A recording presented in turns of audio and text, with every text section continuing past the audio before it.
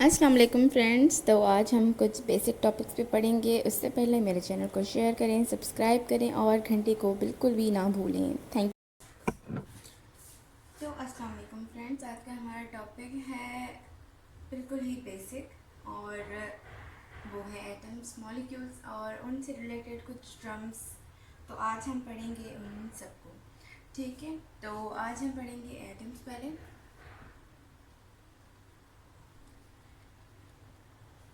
Marker change कर लेते हैं। एटम्स, ठीक है। अब एटम्स क्या हैं और उनका रोल क्या है केमिस्ट्री में, आज हम वो सभी पढ़ेंगे। ठीक है, तो पहले एटम होता क्या है। Atom is the smallest. जैसे एक घर में हम स्टार्ट करते हैं ईंट से, वैसे ही केमिस्ट्री में जब एक एलिमेंट बनता है तो उसका बेसिक कंपोनेंट होता है एटम। एटम भी कुछ स्मॉलेस्ट पार्टिकल्स का बना होता है, लेकिन ये इंडिपेंडेंटली पार्टिकल्स एग्जिस्ट नहीं करते। इसलिए हम बेसिक एलिमेंट जो है, बेसिक जो स्मॉलेस्ट यूनिट है, हम उसे एटम कहते हैं। तो अब जो एटम है वो आज़ाद हालत में रह सकता है। ठीक है, अब इसकी डेफिनेशन लिख लेते हैं। Smallest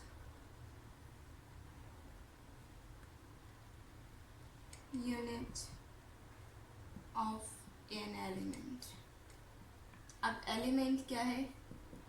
element is the purest form of matter. जैसे कि हम गोल्ड कहते हैं, तो गोल्ड जो है वो एक तरह के एटम्स का बना हुआ होता है। तो अब हम कह रहे हैं कि smallest unit of an element, तो अगर हम गोल्ड को देखें तो गोल्ड में जो स्मॉलेस्ट एटम होगा, यूनिट होगा, वो एटम होगा। ठीक है, अब वो उस हर एलिमेंट का अपना अपना एक एटम होता है। उसकी साइज, उसकी वेट, वो सब जो है अलग अलग मैटर करती हैं। ठीक है, और उसके बाद आ जाते हैं इसमें एलिमेंट्स क्या क्या हैं। फॉर सपोज हम बेसिक जो है एक हाइड्रोजन ले लेते हैं। ठीक है, हाइड्रोजन जो है वो स्मॉलेस्ट एटम है नेचर में। अब इसके पास एक इलेक्ट्रॉन होता है, जो कि ये हमने डिनोट किया है इलेक्ट्रॉन। और इसके न्यूक्लियस में हम जो इनर पोर्शन होता है उसे कहते हैं न्यूक्लियस। ये पॉजिटिव होता है और इलेक्ट्रॉन नेगेटिव। ठीक है, इसमें अंदर होते हैं प्रोटॉन्स और न्यूट्रॉन्स। प्रोटॉन्स होते हैं वो पॉजिटिव पार्टिकल्स होते हैं और न्यूट्रॉन न्यूट्रल, और जो इलेक्ट्रॉन है वो नेगेटिव चार्ज रखता है। और उसके अलावा अब एटम जो है, हर एटम का अपना मास होता है। ठीक है, और हर एक का अलग अलग होता है। तो इसलिए हम जब एटम को स्टडी करते हैं तो उसके एलिमेंट्स जो हैं उनके मासेस भी अलग अलग हैं। तो हम एक स्टैंडर्ड कार्बन ले लेते हैं। ठीक है, कार्बन 12।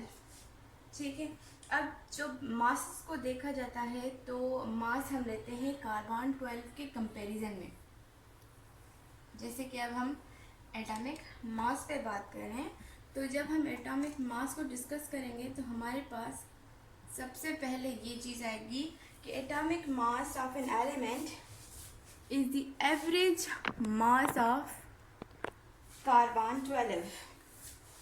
ठीक है, और ये हम कहते हैं कि अब हम किस चीज़ को लें, तो हम आइसोटोप्स के हिसाब से देखते हैं। तो ये जो आइसोटोप्स हैं वो एटम्स के वो पार्ट्स होते हैं, मतलब एटम्स ही होते हैं, लेकिन उनमें न्यूक्लियस जो होती है वो थोड़ा चेंज होता है न्यूट्रॉन की तादाद की वजह से।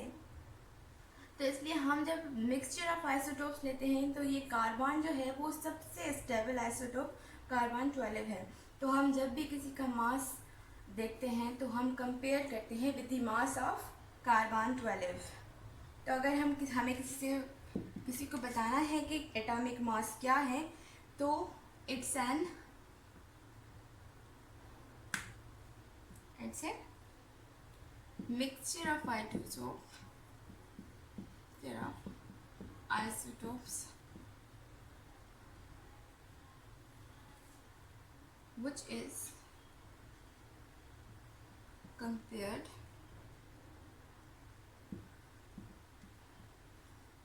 to the mass of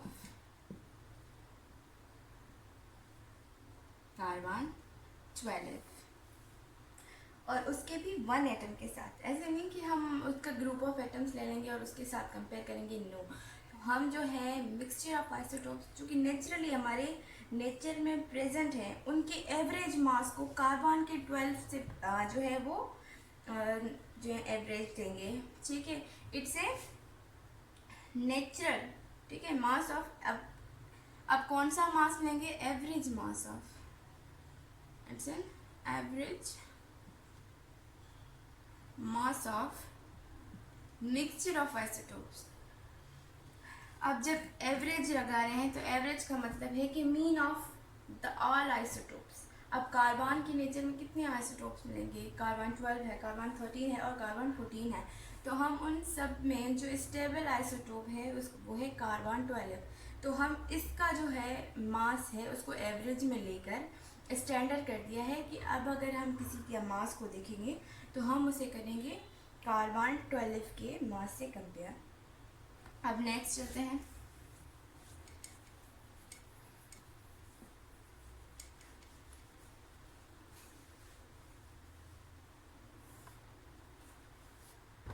molecule. What is a molecule? हम अक्सर मॉलिक्यूल और कंपाउंड में जो है वो उलझ जाते हैं, मॉलिक्यूल एंड कंपाउंड, ठीक है। तो मॉलिक्यूल जो होता है वो electrically neutral group of atoms जब कंबाइन करते हैं विद द केमिकल बॉन्ड, तो हम उन ग्रुप ऑफ एटम्स को कहते हैं मॉलिक्यूल, जो कि सिमिलर एटम्स होते हैं। जैसे क्लोरीन है, ब्रोमीन है, हाइड्रोजन है, आयोडीन है। तो ऐसे काफ़ी सारे एटम्स हैं जो इंडिविजुअली नहीं रह सकते, तो वो अपने आप को एक मॉलिक्यूल की शक्ल दे देते हैं जो स्टेबल हालत में रहता है। अब क्लोरीन जो मॉलिक्यूल है वो स्टेबल रहता है, ब्रोमीन भी स्टेबल रहता है, लेकिन अगर हम इनको इंडिपेंडेंटली रखेंगे तो या तो ये कार्बन क्लोरीन माइनस में होगा, क्योंकि ये अकेले नहीं रह सकते एज एन एटम, तो इनको या तो एनायन और केटायन में रहना पड़ेगा। अब बात आ जाती है what is anion and cation. Anion and cation. Anion is a negatively charged atom or group of atoms that can exist independently, ठीक है। और जो केटायन है वो positively charged group of atoms हैं जो कि इंडिपेंडेंटली रह सकें, जिसे कि हम सोडियम कहते हैं। सोडियम अक्सर हमें इस हालत में दिखाई देता है अगर वो इंडिपेंडेंट होता है या फिर वो एटम की हालत में होता है। सोडियम तो खैर मेटल है। तकरीबन केटायंस जो हैं वो इंडिपेंडेंटली एज एन एटम भी रह सकते हैं, जैसे कि सोडियम है, पोटाशियम है, रुबीडियम है, सीजियम है, फ्रांशियम है। तो atoms of metals can exist independently and these molecules can not exist independently. तो ये इंडिपेंडेंटली नहीं रह सकते, ठीक है। तो अब आ जाते हैं कंपाउंड पे। व्हाट इज ए कंपाउंड, ठीक है। तो कंपाउंड क्या है? कंपाउंड जो है वो दो या दो से ज़्यादा एलिमेंट्स जब केमिकली कंबाइन करें। अब मैं कह रही हूँ एलिमेंट्स, नॉट एटम्स। हम जब मॉलिक्यूल को डिस्कस कर रहे थे तो हम कह रहे थे टू और मोर ग्रुप ऑफ एटम्स। अब हम इसमें कह रहे हैं ग्रुप ऑफ एलिमेंट्स। टू और more elements can combine chemically in a fixed proportion that form a compound. अब जैसे हम NaCl को ले लेते हैं। Sodium is another element and chlorine is another element। दोनों अलग अलग हैं, लेकिन जब वो केमिकली कंबाइन हो जाएं और इस शक्ल को अख्तियार कर लेंगे तो हम कह देंगे कि ये सोडियम क्लोराइड है, यानी कि नमक। तो अब जो कंपाउंड बनता है that may or may not contain the actual properties of its own as an independent। जैसे कि सोडियम मेटल है, सोडियम वाटर पे रिएक्ट करती है और आग छोड़ती है। जब हम सोडियम पे पानी डालते हैं तो वो चिंगारियाँ छोड़ती है अगर सोडियम को पानी में डालें तो। और क्लोरीन जो है वो इंडिपेंडेंटली एज अ गैस है, ठीक है। और अब जब ये दोनों मिल जाते हैं तो हमारे पास आ जाता है सॉल्ट। जो कि पानी में घुल भी सकता है और कोई आग नहीं देता, ठीक है। लेकिन पानी में सॉल्ट डालने के बाद वो कंडक्टर हो जाता है, वो अपने से इलेक्ट्रिसिटी पास कर सकता है, लेकिन उसमें आग नहीं लग सकती। इसी तरीके से आगे बढ़ते हैं, ठीक है। अब हमारा नेक्स्ट टॉपिक है empirical formula.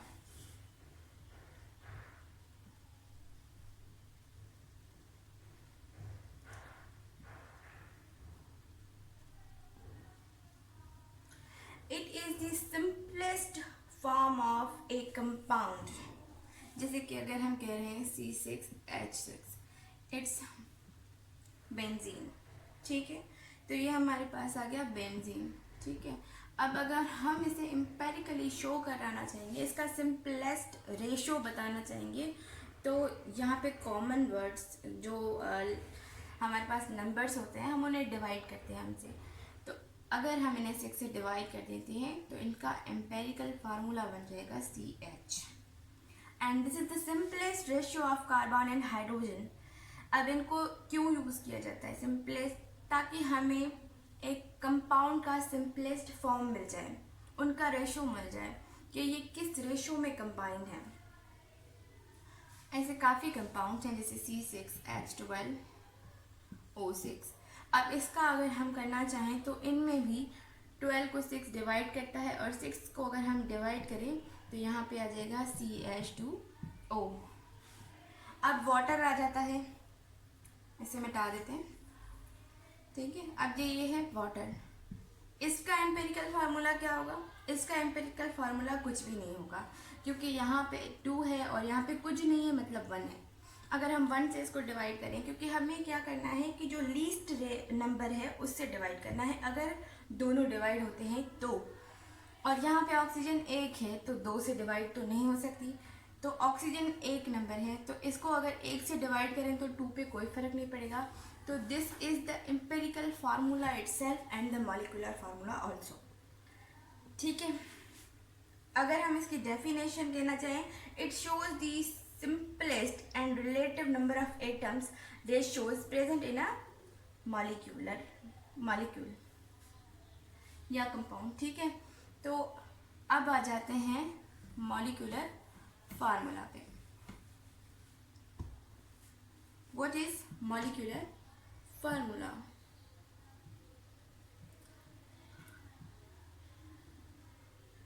It shows the total number of atoms.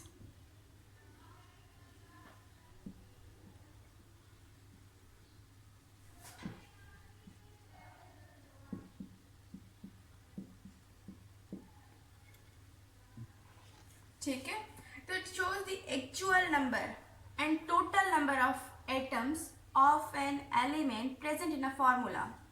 अब अगर हम कहते हैं कि मीथेन, तो मीथेन का मॉलिक्यूलर फार्मूला क्या है? ये है। ये इसलिए है क्योंकि ये total and the actual number of atoms हमें बता रहा है कि कार्बन के 6 हैं। अगर हम कहें कि कार्बन के कितने एटम्स हैं तो 6 हैं, हाइड्रोजन के कितने हैं? 6 हैं। तो it shows the actual number and the total number of atoms present in a molecule और फार्मूला, ठीक है। इसके बाद अगर हम ये देखें, कार्बन डाइऑक्साइड है, वाटर है, कार्बन मोनोऑक्साइड है, ऐसे बहुत सारे हमारे पास कंपाउंड्स एंड मॉलिक्यूल्स हैं जिनका कोई एम्पेरिकल फार्मूला नहीं होता, क्योंकि उनके पास रिलेटिव रेशो नहीं होता। जैसे मैंने कहा कि वाटर के पास 1 है ऑक्सीजन, यहाँ पे कार्बन के पास 1 कार्बन है, यहाँ पे दोनों 1 हैं, तो इनका सिंपलेस्ट फॉर्म भी यही है और इनका एक्चुअल फॉर्म भी यही है। तो इनका कोई भी एम्पेरिकल फार्मूला नहीं होता, इनका जो होता है वो होता है मॉलिक्यूलर फार्मूला। अगर आप कहें कि empirical formula of carbon dioxide तो भी यही होगा, और अगर मॉलिक्यूलर फार्मूला कहें तो भी यही होगा। हमारे पास कोई भी डिफरेंट नहीं होगा, क्योंकि इनके पास, इन तीनों के पास, ऐसे तो बहुत कंपाउंड्स हैं लेकिन मैंने एग्जाम्पल के लिए ये 3 लिखे हैं क्योंकि ये बिल्कुल कॉमन है और सबको पता होती है। तो अब ये जो है इनके पास सिंपलेस्ट रेशो है 1, क्योंकि इनके पास और कोई एटम ज्वाइन नहीं है और ये तो इटसेल्फ दोनों 1-1 हैं। तो हमारे पास काफ़ी सारे ऐसे कंपाउंड्स होते हैं जिनका कोई भी एम्पिरिकल फार्मूला नहीं होता। तो हम आगे बढ़ते हैं।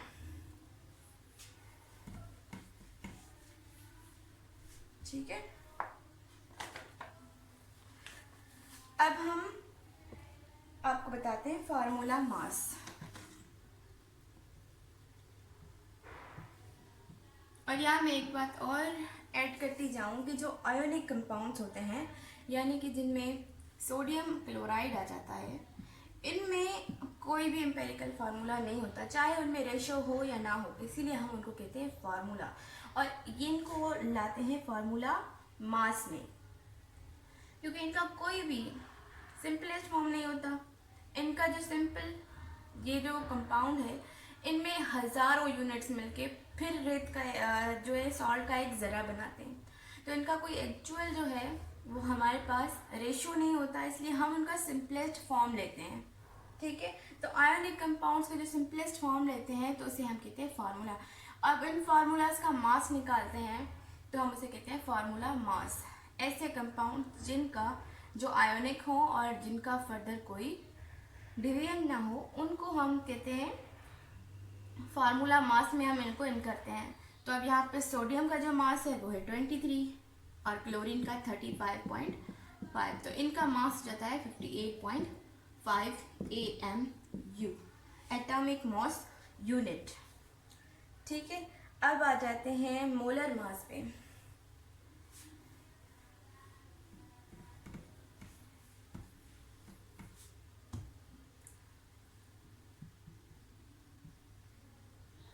ठीक है, तो मोलर मास जो है वो रिलेटिव मॉलिक्यूलर मास है जिसको हम ग्राम्स में शो करते हैं। The molar mass of a substance is a fix unit. ठीक है, तो जैसे हम कह रहे हैं ये NH3। ठीक है, अब नाइट्रोजन का जो मास है वो है 14 और हाइड्रोजन का है 1। ठीक है, जब हम मास निकालते हैं, अगर सिंपल हो एक ही एटम है तो उनका डायरेक्टली मास लिख लेते हैं, और यहाँ पे जितने एटम्स ज्वाइन हैं पहले उन्हें लिखते हैं, फिर उनका रेशो। ठीक है, तो 14 + 3 = 17 grams, 17 AMU, and it creates 1 mole of ammonia. ठीक है, तो ये जो है हमारा 17 ग्राम्स, ये जो है वो हमारा मोलर मास ऑफ अमोनिया है, यानी कि NH3। अगर हम कार्बन का कहें तो कार्बन का 12 ग्राम है। अगर हम हाइड्रोजन का कहें तो इसका 1 ग्राम है। अगर हम सोडियम का कहें तो 23 ग्राम्स। तो इसलिए असल में इनका जो है वो फार्मूला या मॉलिक्यूलर मास को हम एक्सप्रेस्ड करते हैं in grams. Simply expression of A mass in grams. ठीक है, अब सिंपली जो है ना, हम ये कहते हैं कि मॉलिक्यूलर मास, एटॉमिक मास और formula mass of an atom molecular compound is expressed in grams is called molar mass. तो ये हमारा हो गया मोलर मास या मॉलिक्यूलर मास। ठीक है, अब आगे बढ़ते हैं।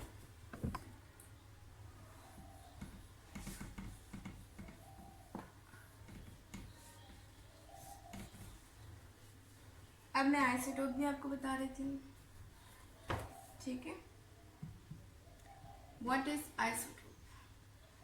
अब एक जो एटम है वो नेचर में 2 से 3 डिपेंड करता है कि वो कितने फॉर्म्स में एग्जिस्ट करता है। जैसे कि हमारे पास हाइड्रोजन का बेसिक एलिमेंट है, हम उनका एग्जाम्पल दे देते हैं। ठीक है, ये हाइड्रोजन जो है उसके पास 1 प्रोटॉन होता है एंड 0 इलेक्ट्रॉन होते हैं। ठीक है, इसका मास भी 1 है बिकॉज इसके पास कोई भी न्यूट्रॉन नहीं होता।